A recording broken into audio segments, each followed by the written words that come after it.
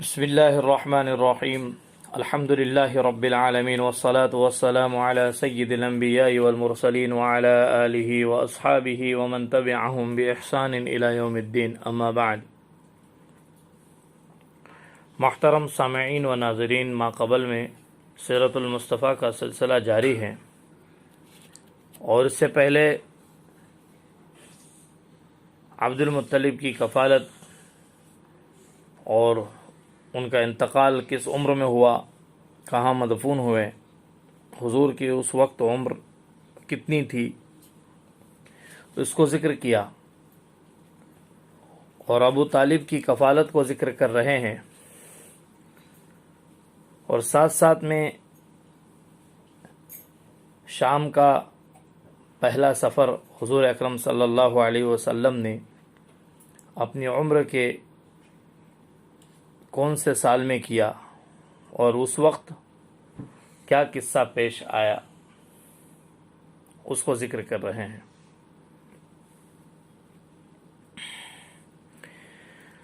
آپ صلی اللہ علیہ وسلم کا سن 12 سال کو پہنچ چکا تھا، یعنی کہ آپ کی عمر شریف 12 سال کی ہو چکی تھی کہ ابو طالب نے قریش کے قافلے تجارت کے ساتھ شام کا ارادہ کیا۔ مصائب سفر کے خیال سے ابو طالب کا ارادہ آپ صلی اللہ علیہ وسلم کو اپنے ہمراہ لے جانے کا نہ تھا، اپنے ساتھ لے جانے کا نہیں تھا۔ عین روانگی کے وقت آپ کے چہرے پر غم کے آثار، حزن و ملال کے آثار دیکھیں، اس لیے آپ کو اپنے ہمراہ لے لیا اور روانہ ہوئے۔ جب شہر بصرہ کے قریب پہنچے تو وہاں ایک نصرانی راہب رہتا تھا جس کا نام جرجیس تھا، اور بحیرہ راہب کے نام سے مشہور تھا۔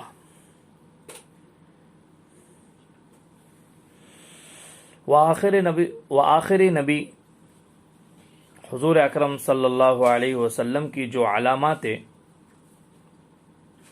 آسمانی کتابوں میں مذکور تھی ان سے بخوبی واقف اور باخبر تھا۔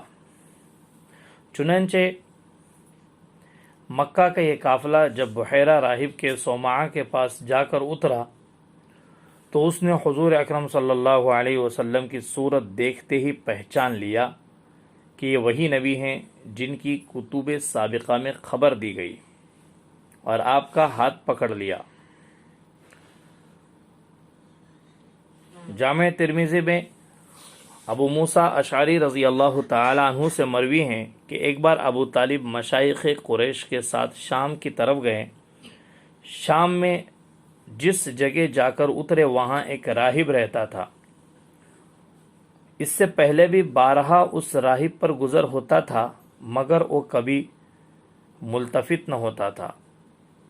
اس مرتبہ قریش کا کاروان تجارت جب وہاں جا کر اترا تو راہب خلاف معمول اپنی صومعہ سے نکل کر اس قافلے کے پاس آیا، اور متجسانہ نظروں سے، یعنی تجسسی جاسوسی کی نظروں سے ایک ایک کو دیکھنے لگا، یہاں تک کہ حضور اکرم صلی اللہ علیہ وسلم کا ہاتھ پکڑ لیا اور یہ کہا: ھذا سید العالمین، ھذا رسول رب العالمین، یبعثہ اللہ رحمۃ للعالمین۔ یہی ہے سردار جہانوں کا، یہی ہے رسول پروردگار عالم کا، جس کو اللہ جہانوں کے لیے رحمت بنا کر بھیجے گا۔ سرداران قریش نے اس راہب سے کہا کہ آپ کو یہ کیسے معلوم ہوا؟ راہب نے کہا جس وقت آپ سبھی گھاٹی سے نکلے تو کوئی شجر اور حجر، یعنی کوئی درخت اور پتھر ایسا باقی نہ رہا جس نے سجدہ نہ کیا ہو، اور شجر اور حجر نبی ہی کے لیے سجدہ کرتے ہیں، اور علاوہ ازیں میں آپ کو مہر نبوت سے بھی پہچانتا ہوں جو سیب کے مشابہ آپ کے شانے کے نیچے واقع ہیں۔ راہب یہ کہہ کر واپس ہو گیا، اور فقط ایک آپ کی وجہ سے تمام قافلے کے لیے کھانا تیار کرایا۔ کھانے کے لیے سب حاضر ہوئے تو آپ صلی اللہ علیہ وسلم موجود نہ تھے، راہب نے دریافت کیا کہ آپ کہاں ہیں؟ معلوم ہوا کہ اونٹ چرانے گئے ہوئے ہیں۔ آدمی بھیج کر آپ کو بلایا۔ جس وقت آپ تشریف لائے تو ایک ابر آپ پر سایہ کیے ہوئے تھا۔ جب آپ اپنی قوم کے قریب پہنچے تو دیکھا کہ لوگ آپ سے پہلے درخت کے سائے میں جگہ لے چکے ہیں۔ اب کوئی جگہ سائے کی باقی نہ رہی۔ آپ صلی اللہ علیہ وسلم ایک جانب کو بیٹھ گئے۔ بیٹھتے ہی درخت کا سایہ آپ کی طرف جھک گیا۔ راہب نے کہا کہ درخت کے سائے کو دیکھو کہ کس طرح آپ کی طرف مائل ہیں، اور کھڑے ہو کر لوگوں کو قسمیں دینے لگا، اور یہ کہا کہ آپ لوگ ان کو روم کی طرف نہ لے جائیں، رومی اگر ان کو دیکھ لیں گے تو آپ کی صفات اور علامات سے آپ کو پہچان کر قتل کر ڈالیں گے۔ اسی دوران کلام اچانک اور یکایک جو راہب کی نظر پڑی تو دیکھا کہ روم کے 7 آدمی کسی تلاش میں اسی طرف آ رہے ہیں۔ راہب نے پوچھا، تم کس لیے نکلے ہو؟ رومیوں نے کہا کہ ہم اس نبی کی تلاش میں نکلے ہیں جس کی تورات اور انجیل میں بشارت مذکور ہے کہ وہ اس مہینے میں سفر کے لیے نکلنے والا ہے۔ ہر طرف ہم نے اپنے آدمی بھیجے ہیں۔ راہب نے کہا، اچھا یہ تو بتاؤ کہ جس چیز کا خداوند ذوالجلال نے ارادہ فرما لیا ہو، کیا اس کو کوئی روک سکتا ہے؟ رومیوں نے کہا نہیں۔ اس کے بعد رومیوں نے بحیرہ راہب سے عہد کیا کہ ہم اب اس نبی کے در پہ نہ ہوں گے، اور یہ 7 رومی وہیں بحیرہ راہب کے پاس رہ گئے، کیونکہ جس مقصد کے لیے نکلے تھے وہ خیال ہی بدل گیا۔ اسی لیے اب واپسی کو خلاف مصلحت سمجھ کر بحیرہ راہب کے پاس ٹھہر گئے۔ راہب نے پھر قریش کے قافلے کو قسم دے کر یہ دریافت کیا کہ تم میں سے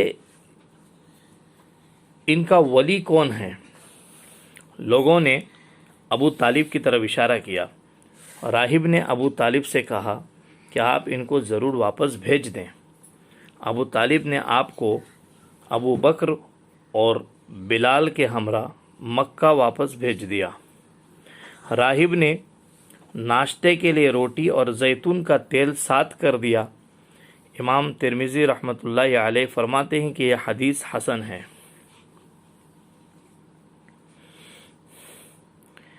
حاکم فرماتے ہیں کہ روایت بخاری اور مسلم کی شرط پر ہے۔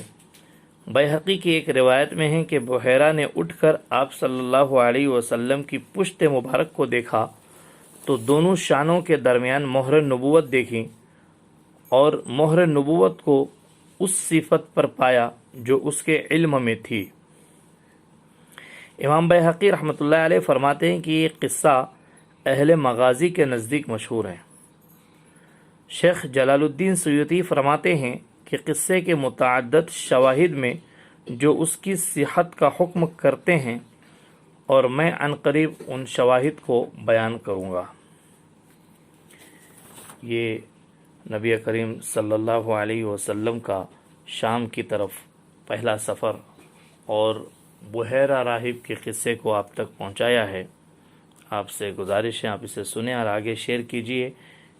انشاءاللہ آئندہ یہ سلسلہ سیرت المصطفیٰ کا جاری رہے گا، اور پھر حضور اکرم صلی اللہ علیہ وسلم کے زمانے میں، جیسا کہ اس سے پہلے تاریخ اسلام میں یہ بات پیش کی گئی کہ جب آپ کی عمر شریف 15 سال کی تھی تو ایک معرکہ پیش آیا تھا جس کو حرب الفجار کے نام سے پیش کیا گیا تھا۔ اس کے تعلق سے آئندہ انشاءاللہ ذکر کریں گے۔ آپ سے گزارش ہے آپ سنیں، اسے آگے شیئر کیجئے۔ جزاکم اللہ خیر و احسن الجزا۔